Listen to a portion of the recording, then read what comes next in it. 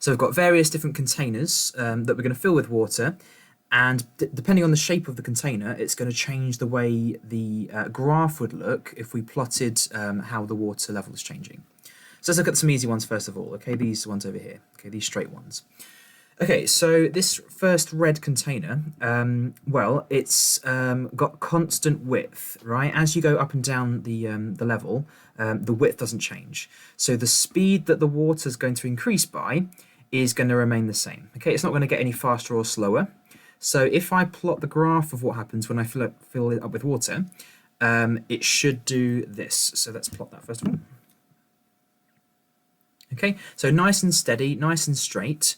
Okay, it isn't getting faster or slower, but it's increasing the water level as you go through time. Okay, as you go to the right, the water level increases.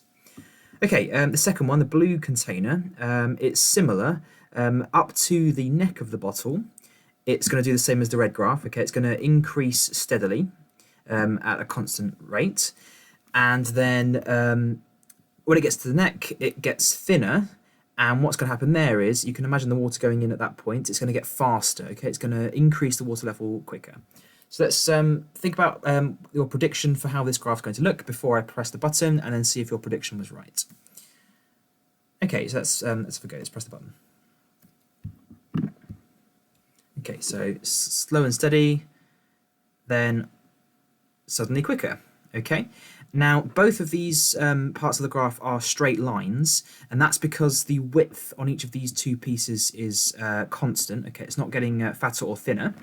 But the difference this time is that the steeper part of the graph is where it's getting quicker. Okay, so this part is quicker, and this part is slower. Okay, so that's an important difference to recognize. All right, now number 3, tell me how it's going to be different or the same as the previous two, and I'll press the filling of the container in a couple of seconds.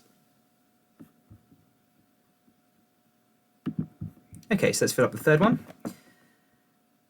And again, starts off very slow on that thick bit, and then very, very quick on the neck bit.